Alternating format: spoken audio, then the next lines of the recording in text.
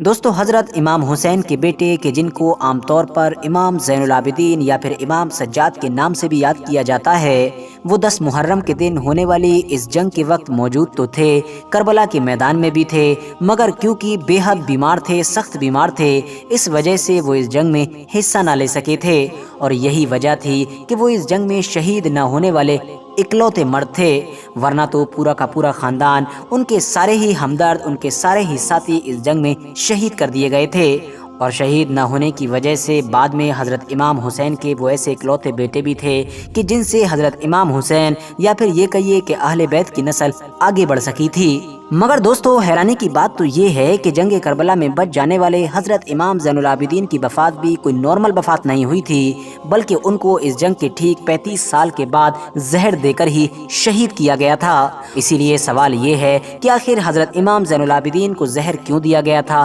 और किसने दिया था? वो कौन इंसान था कि जिसने अपने दौर के सबसे नेक और सबसे सादा मिजाज इंसान को जहर देने की हिम्मत की थी? RH नेटवर्क की नॉलेजेबल फ्रेंड, सबसे पहले तो मैं आप लोगों को ये बताता चलूं कि हज़रत इमाम ज़ैनुल आबिदीन का जो असली नाम है वो अली इब्न हुसैन है, जो दरअसल उनके दादा यानी कि हज़रत अली शेर खुदा के नाम पर ही रखा गया था। आज के दौर में दुनिया के चाहे किसी भी इलाके का रहने वाला मुसलमान हो, किसी भी ज़बान से उसका ताल्लुक़ हो, किसी भी ग्रुप से वो बिलोंग करता हो, सभी लोग हज़रत इमाम ज़ैनुल आबिदीन को बहुत ज़्यादा रिस्पेक्ट देते हैं और बहुत ज़्यादा अहमियत देते हैं। जहाँ एक तरफ शिया लोगों में उनका जो बड़ा ग्रुप है असना अशरी, वो लोग इनको अपना चौथा इमाम मानते हैं, तो इस्माइली शिया इनको अपना तीसरा इमाम मानते हैं। वहीं दूसरी तरफ सुन्नियों में भी इनकी अहमियत का अंदाज़ा इस बात से लगाया जा सकता है कि कुरान के बाद सुन्नियों की जितनी भी पवित्र किताबें हैं, चाहे वो सही बुखारी हो, सही मुस्लिम हो या इस तरह की और किताबें हों, सभी में आप लोगों को हज़रत इमाम ज़ैनुल आबिदीन से ली गई बेशुमार हदीसें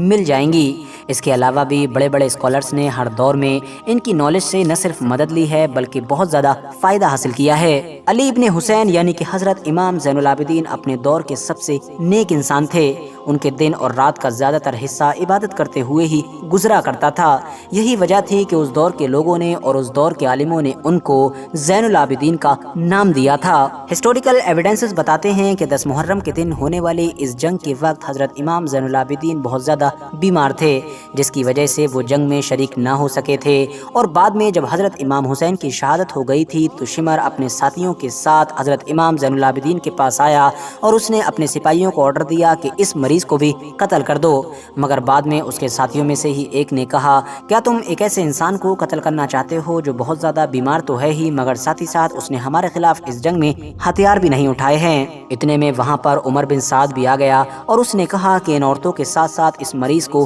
कोई भी हाथ नहीं लगाएगा। अशूरा के बाद जब यजीदी फौज अहले बैत को कैदी बनाकर कूफा की तरफ ले गई थी तो उन कैदियों में हज़रत इमाम ज़ैनुल आबिदीन भी शामिल थे। आप इस जंग के लगभग 35 साल बाद तक जिंदा रहे थे और इस पूरे ही दौर में आपने शोहदाए करबला की याद को ताज़ा रखने के लिए हर मुमकिन कोशिश की थी। आप जब भी पानी पिया करते थे तो हमेशा अपने वालिद यानी कि फादर हज़रत इमाम हुसैन को ज़रूर याद किया करते थे और उन पर होने वाले जुल्म सितम को याद करके आंसू बहाया करते थे। हज़रत इमाम जाफ़र सादिक से भी एक रिवायत मनकूल है जिसमें उन्होंने बताया है कि इमाम ज़ैनुल आबिदीन ने अपने वालिद के लिए 35 साल तक गिरिया किया था। आप दिनों में रोज़ा रखा करते थे जबकि आपकी रातों का ज़्यादातर हिस्सा इबादत में गुजरा करता था। आपके सामने जब भी खाने पीने की कोई भी चीज़ आती थी तो आप हमेशा अपने वालिद और अपने तमाम घर वालों को याद करके रोने लगते थे। इस कदर रोते थे कि आपके आंसू उस खाने में मिल जाया करते थे और आप जब तक हयात रहे तब तक आपका बिल्कुल यही दस्तूर रहा। जंगे करबला के बाद आपकी ज़िंदगी के ये 35 साल भी बहुत ज़्यादा मुश्किलों से भरे हुए थे और दुश्वारियों से भरे हुए थे। वजह ये थी कि क्योंकि सल्तनत बनु उमैया के जो हुक्मरान थे वो आपसे ख़तरा महसूस किया करते थे और आपके ऊपर नज़र रखा करते थे। इमाम ज़ैनुल आबिदीन जानते थे कि उनका कोई छोटा सा कदम भी उनके लिए बहुत ज़्यादा ख़तरनाक साबित हो सकता है। ऐसे माहौल में भी आपने हमेशा सब्र किया, बावजूद इसके कि आपके आसपास में रहने वाले बेशुमार लोग उस दौर में हुक्मरानों के करीब रहने के लिए और हुक्मरानों के चहीते बनने के लिए और बड़े बड़े ओहदे और नेमत हासिल करने के लिए आपके सामने ही आपके घर वालों पर लान तान किया करते थे। आपके घर वालों को, आपके ख़ानदान वालों को गाली गलौज किया करते थे, मगर उसके बावजूद भी आपने सब्र का दामन बिल्कुल भी ना छोड़ा। जंगे करबला के बाद मुख्तार सख्फी के अलावा भी एक के बाद एक लगातार सल्तनत बनु उमैया के खिलाफ कई तहरीकें उठी थीं। जितनी भी फौजी तहरीकें उठा करती थीं उनके लीडर यही चाहते थे कि वो किसी तरह से हज़रत इमाम ज़ैनुल आबिदीन की हिमायत हासिल کر لیں یعنی ان کا سپورٹ حاصل کر لیں، مگر آپ نے ہمیشہ کسی کی بھی حمایت کرنے کے لیے رضامندی نہیں دکھائی۔ وجہ صاف تھی، کیونکہ آپ سیاست سے دور رہنا چاہتے تھے اور عبادت کرتے ہوئے ایک سادہ زندگی گزارنا چاہتے تھے۔ ورث نوٹسنگ بات یہ ہے کہ جنگ کربلا کے بعد سلطنت بنو امیہ کے خلاف جتنی بھی فوجی تحریکیں اٹھیں، وہ سب عام لوگوں کے سامنے یہی اعلان کیا کرتے تھے کہ ہمارا مقصد سلطنت بنو امیہ کو گرا کر کوئی حکومت کرنا نہیں ہے، بلکہ ہم تو یہ حکومت بنو امیہ سے چھین کر ان لوگوں کو دینا چاہتے ہیں کہ جو اس کے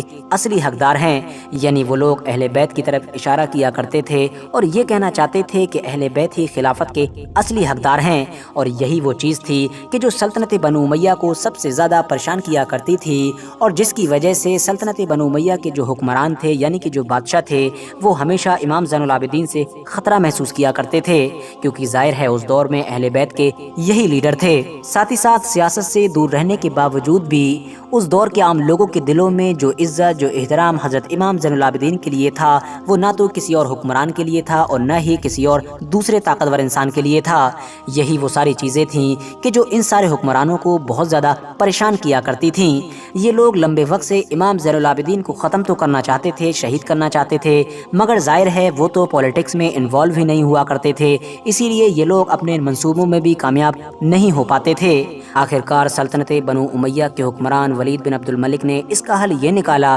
کہ اس نے امام زین العابدین کو زہر دلوا دیا۔ زہر کی وجہ سے ہی حضرت امام زین العابدین کی وفات ہو گئی تھی۔ آپ کی وفات 13 اکتوبر سن 713 عیسوی میں ہوئی تھی، اور اگر بات کر لیں چاند کی تاریخ کے حساب سے تو وہ تاریخ تھی 25 محرم 95 ہجری۔ آپ کے بیٹے حضرت امام باقر نے ہی آپ کی تمام آخری رسموں کو پورا کیا تھا، یعنی کہ آپ کی جنازے کی نماز پڑھائی تھی، اور اس کے بعد مدینے کے جو مشہور قبرستان ہیں جن کو جنت البقیع کے نام سے جانا جاتا ہے، اس میں آپ کو دفنا دیا گیا تھا۔ امام زین العابدین کی وفات سے ریلیٹڈ ایک اور مشہور روایت یہ بھی ہے کہ آپ کی وفات کے بعد آپ کی سواری کا جو اونٹ تھا وہ غم کی وجہ سے آپ کی قبر کے پاس ہی بیٹھ گیا تھا اور پھر وہاں سے کبھی نہیں اٹھا تھا، یہاں تک کہ اس کی بھی وہیں پر موت ہو گئی تھی۔ فی الحال دوستو، آج کی اپنی ویڈیو کو ہم یہیں پر ختم کرتے ہیں۔ ویڈیو اگر انفارمیٹیو لگی ہو تو ویڈیو کو لائک کرنے کے ساتھ ساتھ اپنے دوستوں کے ساتھ ضرور شیئر کریں، اور اسی طرح کی نالجیبل اور ہسٹوریکل ویڈیوز ہمیشہ دیکھنے کے لیے ہمارے اس چینل کو سبسکرائب کرنے کے ساتھ ساتھ بیل آئیکن کو بھی ضرور